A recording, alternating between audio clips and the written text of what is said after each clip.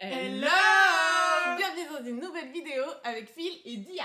Aujourd'hui, on va évoquer le fait d'avoir 30 ans ou d'approcher de l'âge de la trentaine. Parce que c'est notre cas, nous allons bientôt avoir 30 ans. Donc, on en parlait la dernière fois, on se posait des questions sur notre situation actuelle, la différence entre les spectres et la réalité. Donc, on s'est dit, mais pourquoi pas en faire un sujet de vidéo? Parce que je suis sûre qu'on n'est pas les seuls à se poser ces questions-là. Comment moi je me voyais quand j'étais ado, comment je voyais ma vie entre 25 et 30 ans. Et écoutez, moi je m'imaginais 25 ans, j'ai déjà rencontré l'homme de ma vie, ce qui est le cas normalement.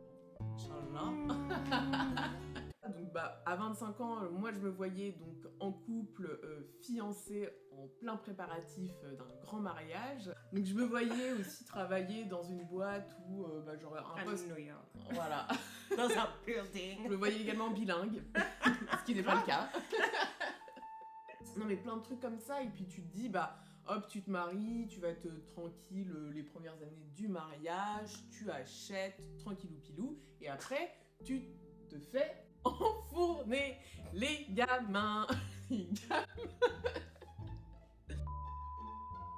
Non, après, voilà, tu décides de faire toute une ribambelle d'enfants, ne plus pouvoir les compter. Et le temps est passé et j'ai compris que tout ça n'arriverait pas. Ouais, puis je m'imaginais dans une maison que j'aurais pu me payer. Vous sentez l'amertume qu'on a par rapport à la situation actuelle ou pas? Voilà, pour les rêves que j'avais adolescente sur mon avenir magnifique. Non, ouais, c'est un rêve commun. Hein. Moi, je m'imaginais aussi à New York. Vous savez, les clichés des working girls avec le petit tailleur, toujours au téléphone, voir mon mec qui, pareil, enfin, on avait réussi notre vie, hein, tout dépend de la définition de réussir sa vie. Bon, Inou, ça va, on te dérange pas là? Tu veux pas te poser? Tu veux pas surtout marcher sur le tapis? C'est trop. Moi et mon mec étant blindax, pareil, préparant nos mariages. Enfin, vraiment le cliché des films américains que vous voyez. Et moi, on y reviendra plus tard, mais pas forcément avec des enfants, mais vraiment pareil, une bête de maison, à faire des voyages partout dans le monde, dès que j'avais des vacances, à vivre ma meilleure vie avec mes copines, machin. Non mais voilà, on a tous des rêves, et c'est comme ça en tout cas qu'on s'imaginait chacune à l'âge de 30 ans. Donc maintenant, faisons le bilan, calmement. Parce qu'on sait que c'est foutu. Les goals, ils seront pas atteints. Si, mais peut-être beaucoup plus tard. Oui, peut-être beaucoup plus tard, mais c'était un souhait premier quand même que sur cette dizaine, entre 20 et 30 ans, qu'on accomplisse beaucoup de choses. Déjà, là tu parles de la fac, je me dis moi aussi j'imaginais ma vie d'étudiante d'une certaine manière, qui n'est pas du tout la manière de vivre en France. En fait, on a été bercé beaucoup dans les séries. Ouais, totalement. Les séries américaines. Buffy contre les vampires. Non, mais pas forcément, tu vois. Même maintenant, tu regardes Riverdale, par exemple, même s'il y a... Il y a beaucoup d'imaginaire. Hein, oui, il y a beaucoup d'imaginaire, mais à l'époque, ce que nous, on pouvait voir, comme Smallville, par exemple... Tom Welling. Je veux sa photo, là. Tu étais mes premiers émois amoureux, ok.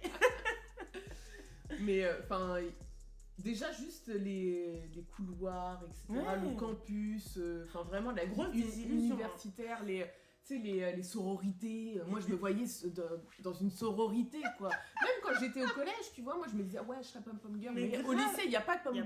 Il n'y a pas ça. Non, mais voilà, c'est pas du tout le même fonctionnement. C'est pas... Et déjà, il y a ça qui a faussé notre vision de l'avenir. Donc, les séries, les ne films, regardez pas de séries. Moralité de l'histoire.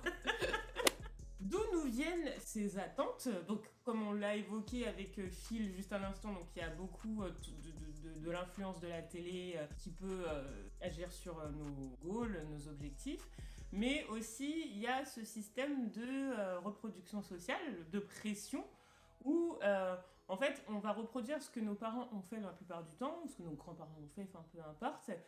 Et donc là, effectivement, il y a l'expect de quand on était adolescent, parce qu'on se référait à un certain schéma, mais plus on grandit et plus on arrive vers l'âge de la trentaine et plus on ressent, ou non, une certaine pression parce que justement, il y a l'influence de l'entourage familial, il y a l'influence des amis que vous pouvez avoir autour de vous, il y a l'influence de la pression sociétale en règle générale, tu vois, des petites réflexions qu'on peut avoir au travail, genre dès que tu vas dire ton âge, bah ah et t'as des enfants, comme si c'était la suite logique, oui, quoi. Oui, oui.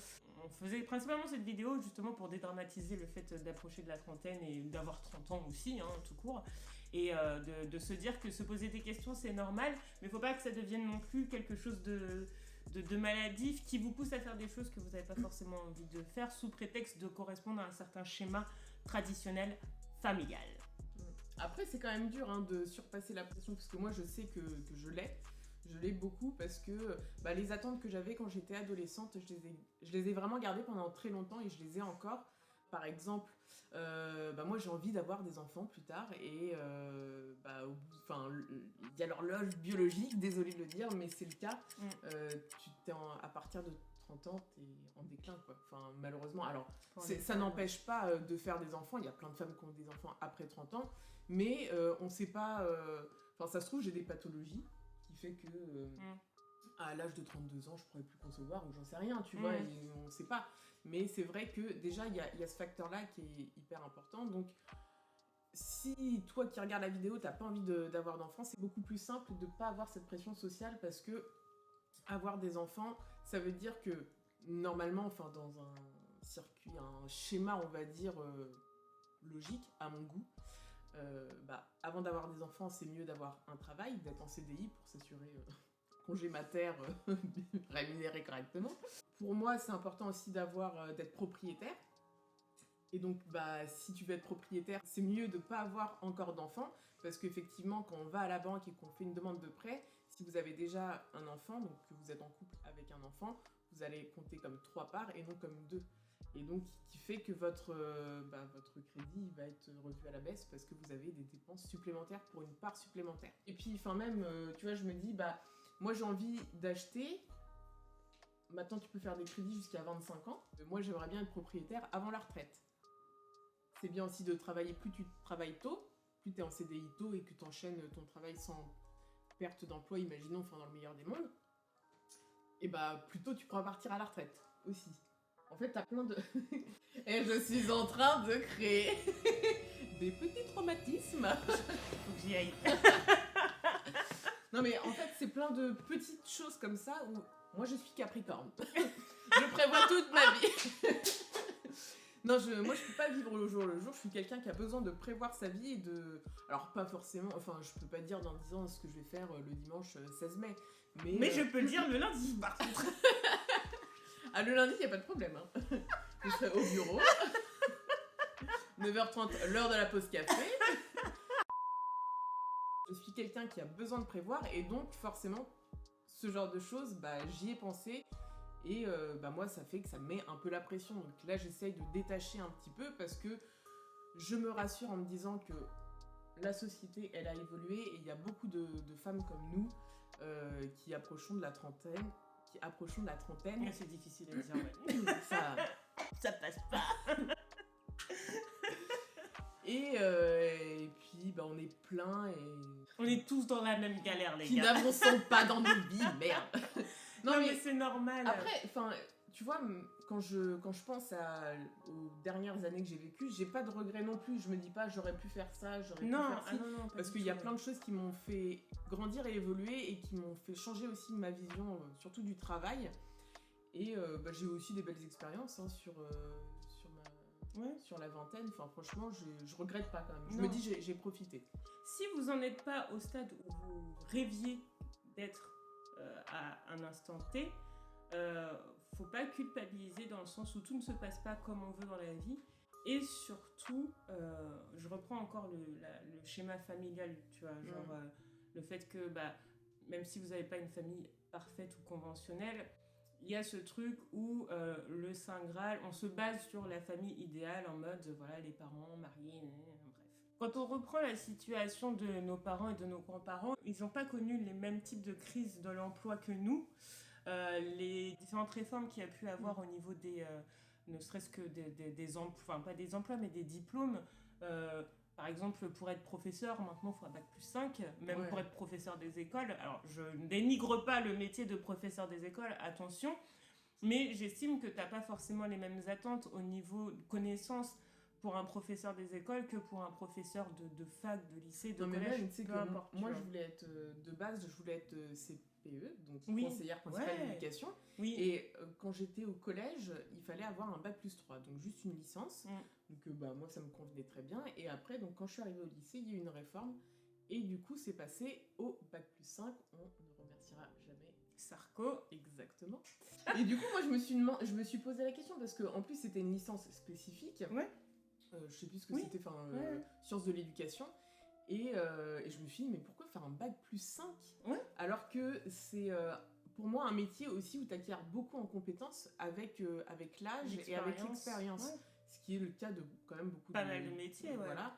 Et du coup, moi, ça m'a tellement démotivée que j'ai pas fait. Mais quand t'es pas quelqu'un qui est très assidu, scolaire, moi, je suis pas scolaire. Donc, Et puis quand dans ta tête, tu t'étais dit que c'était 3 ans et que là, on te rajoute 2 années de plus, théoriquement, logiquement, la motivation derrière, elle redescend, quoi.